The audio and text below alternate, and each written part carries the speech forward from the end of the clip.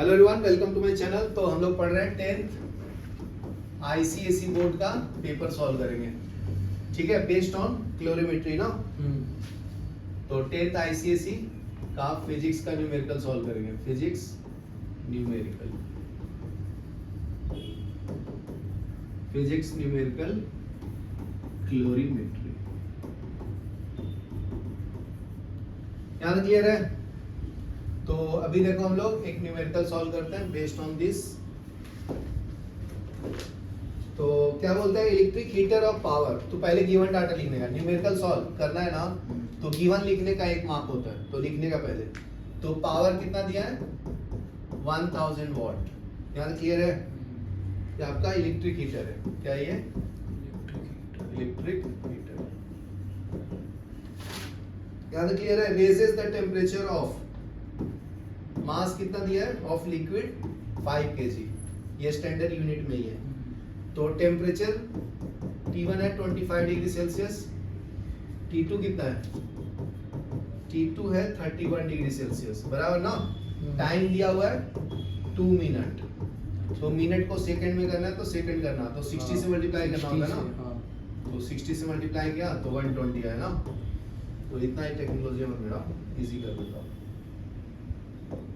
तो ये हो जाएगा 2 × 60, तो कितना आएगा 120 सेकंड। इसको भी किस में कन्वर्ट करना होता है, केल्विन। केल्विन में, तो 2 ठीक है, तो चेंज इन केल्विन करेगा तो सेम ही आएगा, ठीक है।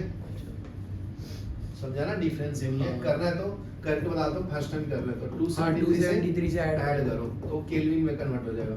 तो ये करेंगे तो कितना आएगा, ये 8 हो जाएगा और ये 298 और ये कितना आएगा 4 और ये 0, ये 3, ठीक है। तो अगर चेंज इन टेम्परेचर निकालना है तो हायर माइनस लोअर कर देना, T2 माइनस T1 कितना आएगा 304 माइनस 298 केल्विन, बराबर है। तो माइनस करो, ये हो जाएगा 6 और ये हो जाएगा 9, 0 ना, और ये 0, तो 6 केल्विन आएगा, बराबर है। Change in temperature. तो नोट करना, टाइम को किस में लिखते हैं, केल्विन, अरे टाइम को सेकंड में, बराबर, और उसको स्मॉल t से रिप्रेजेंट करते हैं, स्मॉल t से। टेम्परेचर को 50 से, कैपिटल T से। समझा, ये फर्क है दोनों में, याद रखना। बहुत लोगों को नहीं समझ में आता, इसलिए मास को m से। यहाँ तक क्लियर है? तो अभी क्या बताना है तुम्हें, हीट कैपेसिटी बताना है। तो हीट कैपेसिटी C को बोलते हैं, ठीक है। तो पहले उसके लिए क्या करेंगे, फॉर्मूला यूज करूंगा। पहले एनर्जी निकालूंगा, एनर्जी सप्लाइड बाय वाटर, तो पावर इनटू टाइम होता है। एनर्जी का फॉर्मूला क्या होता है, पावर इनटू टाइम। तो पावर दिया हुआ है आपका कितना, 1000 वॉट। टाइम दिया हुआ है जी, सेकंड में किया 120, तो ये वॉट इनटू सेकंड यूनिट आएगा ना इसका एनर्जी का। तो ये हो जाएगा 120 ना, और 4 0, 3 इसका 1 इसका, वॉट इनटू सेकंड, किसका एनर्जी, पावर का। यहाँ तक क्लियर है? ये एनर्जी का वैल्यू हो गया इतना, टोटल कितना आया 1,20,000। यहाँ तक क्लियर है? तो इसको स्टैंडर्ड यूनिट में कन्वर्ट करना है तो कैसे करते हैं बताओ। ये तुम्हारा 1 2 × 10⁻² कितना आएगा 4 ना, 4। तो स्टैंडर्ड यूनिट में करते तो यहाँ एक पॉइंट आता है, तो पॉइंट से कर लाने के लिए क्या करेंगे, 10 से डिवाइड करेंगे और 10 से मल्टीप्लाई करेंगे, ये पावर 5 हो जाएगा, बराबर है। तो एनर्जी का यूनिट जूल है तो जूल भी लिख सकते हैं। तो जूल तुम्हारा क्या हो गया, वॉट इनटू सेकंड को जूल बोलते हैं। यहाँ तक क्लियर है? सभी बात क्लियर है जी। तो heat capacity formula Q = mc delta T होता है, बराबर ना। कौन सा T, बिग T या स्मॉल T, कैपिटल T ना। तो देखो यहाँ पे मास की अपने जरूरत नहीं है, डायरेक्ट तुम्हारा पावर दिया हुआ था ना। तो ये Q = क्या आया था तुम्हारा, बताओ। इसको इक्वल कर देंगे, mc डेल्टा T जो है वो Q के बराबर था ना, power into small t, time. यहाँ पे T टाइम है, यहाँ पे T क्या है, टेम्परेचर। समझा, यहाँ तक क्लियर है? तो निकाल देंगे जी। तो यहाँ से C निकालना है, C = क्या आएगा, Q upon rise in temperature T, हाँ बराबर है, डेल्टा टी। समझा क्या? यस। तो Q अपना आ गया ना एनर्जी टोटल कितना है 1.2 into 10⁵ चेंज इन टेम्परेचर कितना है 6, हाँ तो हीट कैपेसिटी आ गया ना, ये डिवाइड करोगे तो 2 into 10⁴ आता है जूल पर केल्विन, बराबर ना? हाँ चलो ये लिख लो। फिर अगर हीट कैपेसिटी ऑफ लिक्विड निकालना है बाय मास, तो यहाँ एम भी था ना, समझा? तो इसको 6 से डिवाइड कर दो, समझा कि नहीं समझा? से डिवाइड। मास कितना था भाई 5 था, हाँ। तो 5 से डिवाइड कर लो, उसमें क्या है? यहाँ तक क्लियर ना? हाँ। तो हीट कैपेसिटी पर मास कितना आ जाएगा, इसको डिवाइड कर लेंगे ना, 2 into 10⁴/5 5। बराबर है। तो ये कैलकुलेट कर लेना, तो 4 into 10⁻³ आता है। चलो लिख लो अंकल। देखो नेक्स्ट 6th न्यूमेरिकल सॉल्व करेंगे जी, इसको 2 पार्ट्स में डिवाइड कर लेता हूँ। A bucket contain 8 kg of water, मतलब मास ऑफ वाटर कितना दिया है 8 kg, ठीक है। टेम्परेचर कितना दिया है 25 डिग्री सेल्सियस ना। A bucket contain 8 kg of water, 2 kg of water at 80 degree Celsius is poured into it. समझा? ऑलरेडी बकेट है, उसके अंदर मास है 8 kg, जिसका टेम्परेचर कितना है 25 डिग्री सेल्सियस। तो एक बंदा उधर से आता है, उसमें आइस होता है, ठीक है ना, तो मास ऑफ आइस कितना है जी 2 kg। तो आइस का टेम्परेचर जो है 2 kg ऑफ वाटर है, नहीं, इसके अंदर भी वाटर ही है, जिसका टेम्परेचर कितना रखा है 25, इसके अंदर भी वाटर ही है, उसका मास है 2 kg, लेकिन टेम्परेचर इसका ज्यादा है, मतलब ये गर्म है 80 डिग्री सेल्सियस, समझा? तो neglect the heat energy absorption by the bucket, calculate the final temperature of water. तो दोनों को मिक्स कर दूंगा तो टेम्परेचर कितना हो जाएगा वो बता रहा है, केल्विन। समझा कि नहीं समझा? ये एक बकेट 1 है, ये बकेट 2 है, दोनों को बाद में क्या कर दिया मिक्स कर दिया जी। अच्छा मिक्स, हाँ समझा? तो फिर टेम्परेचर बताना कितना होगा, पहले इसका कितना है 25, इसका 80 है, हाँ। तो कुछ तो कम होगा ना, इसका कुछ तो बढ़ जाएगा ना, समझा? तो सिंपल है, मान लो फाइनल टेम्परेचर T है, तो final temperature rise in fall, this क्या होगा 80 - T हो जाएगा, और इसका इंक्रीज हो जाएगा ना, हाँ 80 + T, और ये फाइनल माइनस थोड़ा बढ़ जाएगा, तो 25 T - 25 करेंगे। अच्छा T इसमें बड़ा होगा ना, T इसमें क्या है बड़ा, इसमें T क्या होगा छोटा, ये समझा? ओके। तो हीट कैपेसिटी और गेन लूज बाय लगा देंगे, देखो तो लिख लो। तो फर्स्ट क्या आएगा heat energy lost, heat energy lost by hot water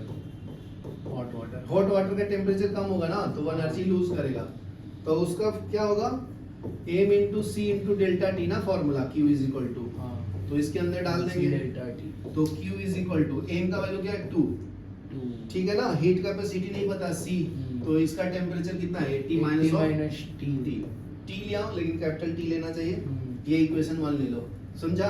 तो ये एनर्जी लूज कर रहा है सेकंड वाला, ये गेन तो कर रहा है ना, तो ये गेन कर रहा है, तो क्या करेंगे सेकंड वाला लिखो सर कैपिटल एनर्जी गेन या हीट गेन, आपने बोला कैपिटल T लिखना चाहिए, ठीक है ना, यहाँ पे लिखा है तेरे बुक में, तो मैं भी लिख दिया, हाँ कैपिटल T लिखना, कैपिटल T लिख, यहाँ पे टाइम की जरूरत नहीं है कुछ, इसलिए यहाँ तक क्लियर है। तो यहाँ पे हीट गेन ना, यहाँ पे हीट एनर्जी लॉस है, हीट एनर्जी गेन, ठीक है, बाय कोल्ड वाटर, तो अभी वो वाले डालेंगे कोल्ड वाटर, T - 20, तो यहाँ पे क्या होता है m c डेल्टा t ना, हाँ। तो m इस टाइम क्या है, इस केस में 8 है ना, 8 है, और c कितना है नहीं पता, C नहीं पता। चेंज इन टेम्परेचर T - 25 ना, 25, तो जितना लूज किया उतना ही तो गेन करेगा ना, तो दोनों को वो तो इक्वल principle करेंगे of Keller, तो T आ जाएगा ना, principle law of conservation of energy भी बोलते हैं, हाँ principle। ठीक है। तो ये कर लो सॉल्व, तो from 1 and 2 heat loss equal to heat gain by cold water. बराबर ना। हाँ तो इक्वेशन 1 और 2 को इक्वल कर लो। ये 2 into C into 80 minus of T is equal to 8 into C into T minus 25 ना। हाँ तो सी से सी कैंसिल हो जाएगा, बराबर ना। 2 से 8 भी तो कर सकते हाँ रुक जा हाँ। हैं। तो ये 2 तो 2 से कैसे करेंगे, इसको मल्टीप्लाई करना पड़ेगा। 2 into 80 minus T is equal to 8 into T minus 25 ना। हाँ तो ये मल्टीप्लाई कर लो, कितना होगा 160 minus 2t is equal to 80 minus 25 अट्ठे 200 ना, ये 200 होगा। ठीक है, लेफ्ट में ले लो तो 160 plus 200 is equal to 80 plus 2t, तो ये कितना आएगा 10t। 10 तो ये ऐड करो कितना आता है 0 6 360 इज इक्वल टू 10t। तो टेम्परेचर कितना है 16 डिग्री सेल्सियस हो जाएगा, समझा। हाँ चलो 36 डिग्री। कितना हो गया, सिंपल है कि नहीं जिंदगी। हाँ तो चलो देखो अभी 7th न्यूमेरिकल सॉल्व करेंगे। 7th में क्या करना है 40 ग्राम, पहले क्या लिखते हैं हम लोग जी, गिवन डाटा ना, गिवन डाटा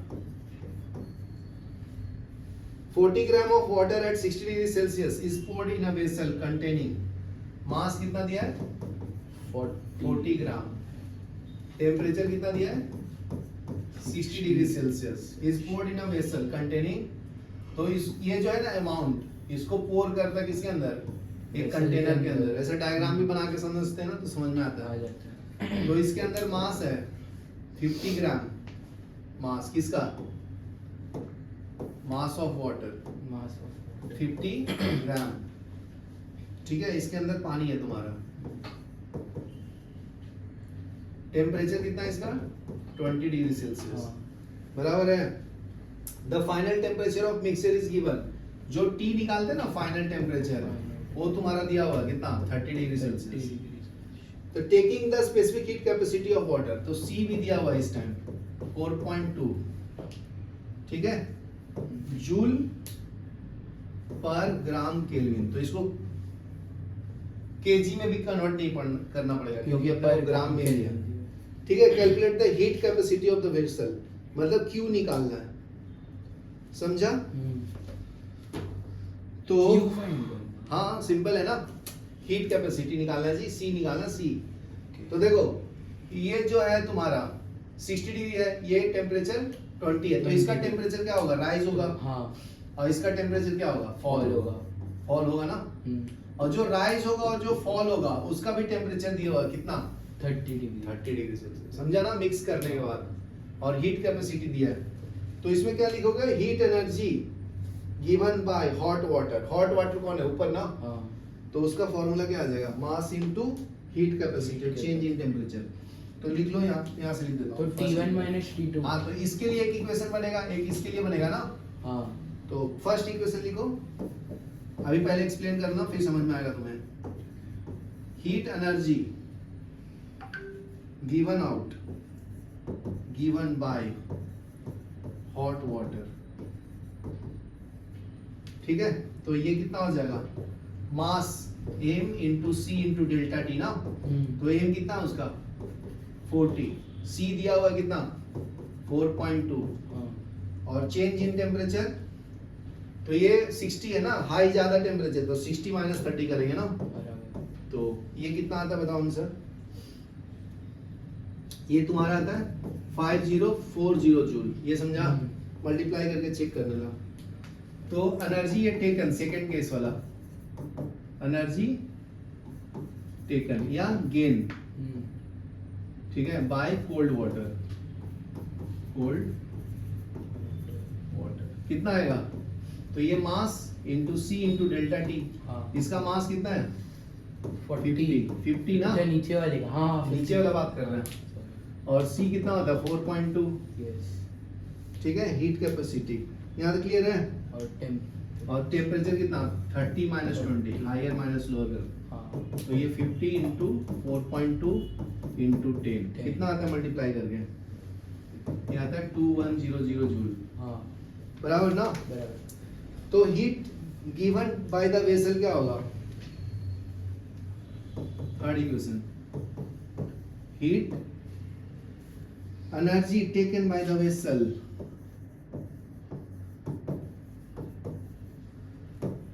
मतलब वेसल भी कुछ तो गर्म हो जाएगा ना जी। हाँ। तो उसका हीट कैपेसिटी सी है, ठीक है। टेम्परेचर कितना होगा, 31 हाँ सी डैश लिखा हूँ, ठीक है। तो ये 10 इंटू सी डैश आ जाएगा।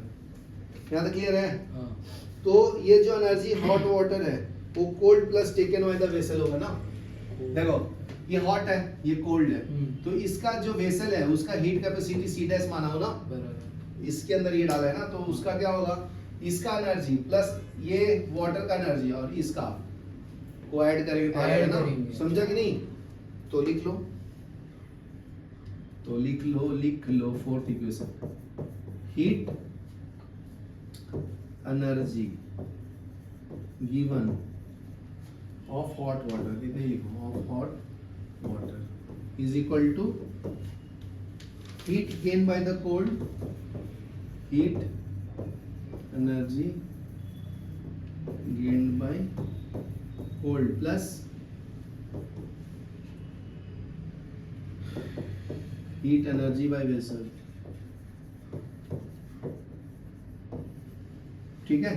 तो इसका एनर्जी कितना आया था, 5040 ना, हाँ। और इसका कितना आया था 2100, और इसका कितना आया 10 डिग्री 10 सी डैश। तो इसको लेफ्ट में ले लो, माइनस करो, आंसर आ जाएगा। ये हो जाएगा 0.6।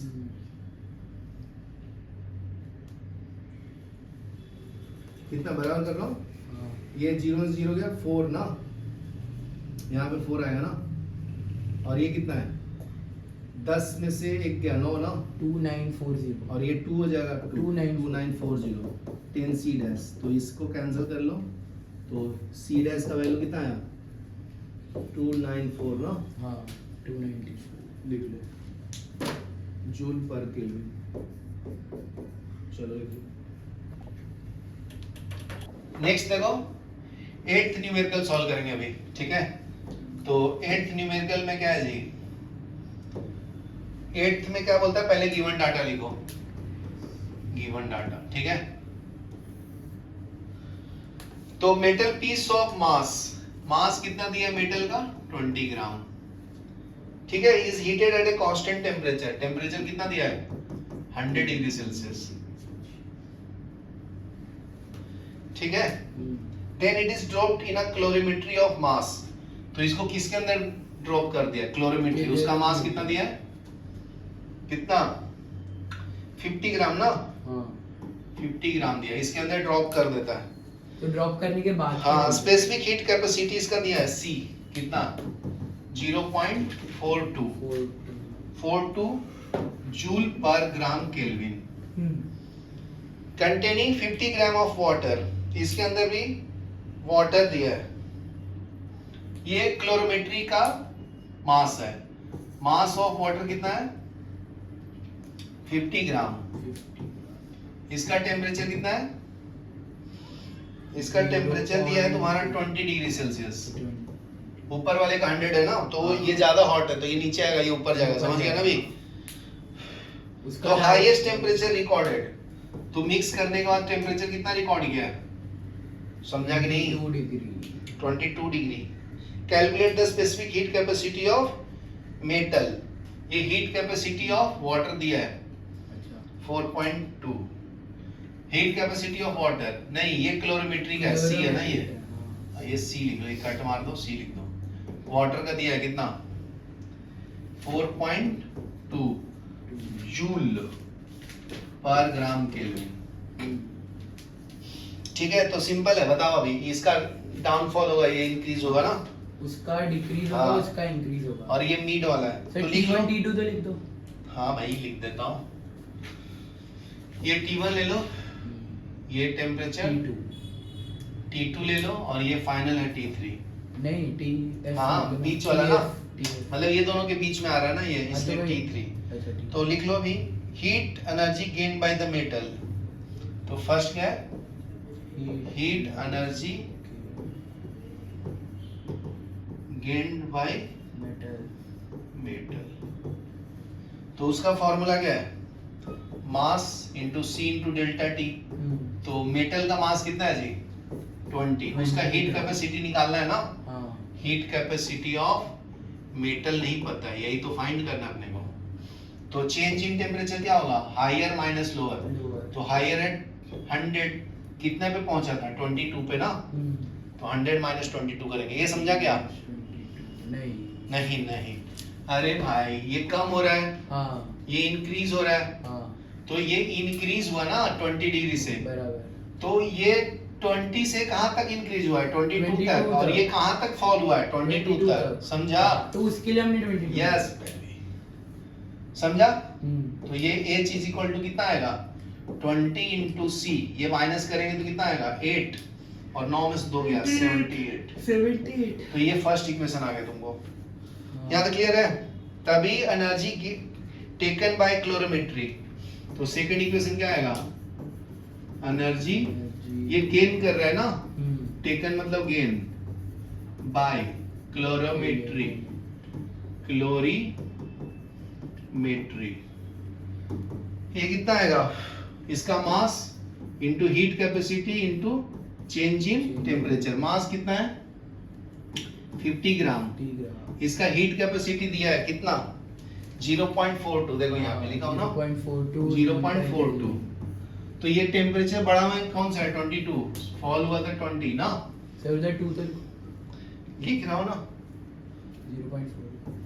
तो ये तुम्हारा हीट गेन कितना आया 50 इंटू 0.42 इंटू 22, 2 आएगा ना। तो ये हीट गेन आ गया, तो कैलकुलेट कर लो, ये 42 आता है 42 जूल। यहाँ तक क्लियर है? अभी दोनों को इक्वल करो तो ये तुम्हारा आ जाएगा सी का वैल्यू ना, हीट कैपेसिटी ऑफ मेटल आ जाएगा। बराबर है, जितना लूज किया उतना ही गेन करेगा ना जी।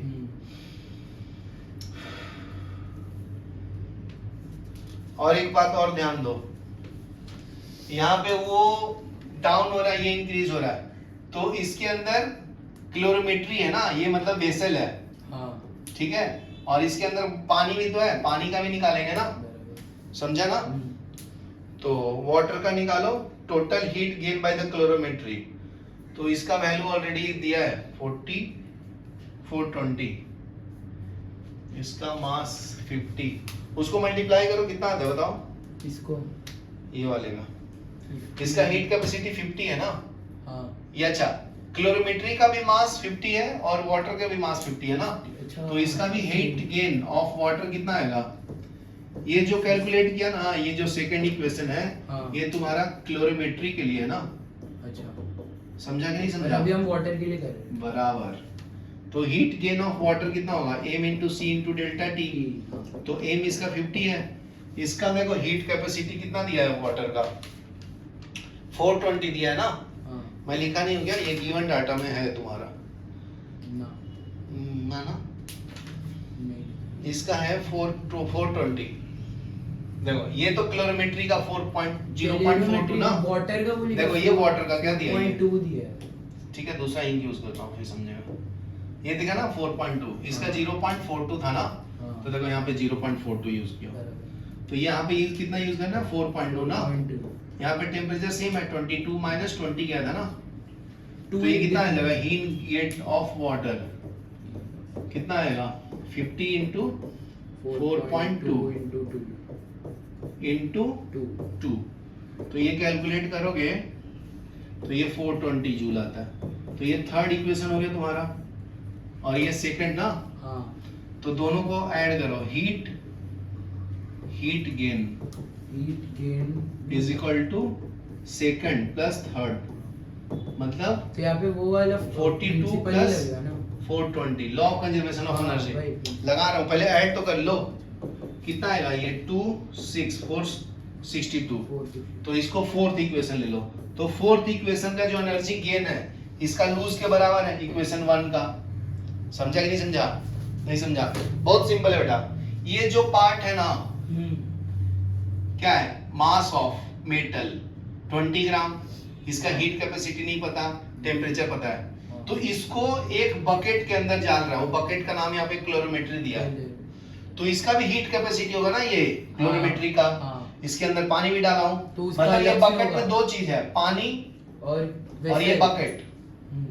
तो ये दोनों एनर्जी गेन करेगा, किस में से, ऊपर से जो चीज डाल रहा है। अच्छा, समझ में आया? तो इसका जो एनर्जी लूज होगा इसके बाद गेन होगा ना, Gain तो होगा। दोनों इक्वल होना चाहिए ना। हाँ। तो इसलिए इक्वेशन 1 तो एक ही बार में आ गया।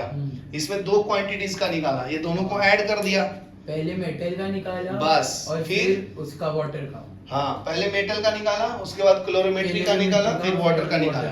तो वाटर और क्लोरोमेट्री का एनर्जी कंबाइन करना है, जो इसके बराबर आएगा। समझा?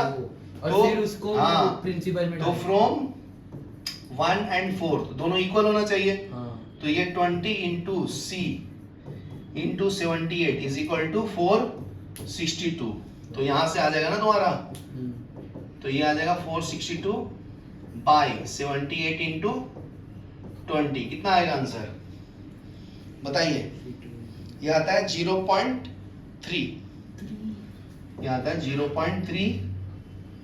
आंसर क्या होगा? जूल पर ग्राम पर केल्विन। चलो लिख लो। Yes.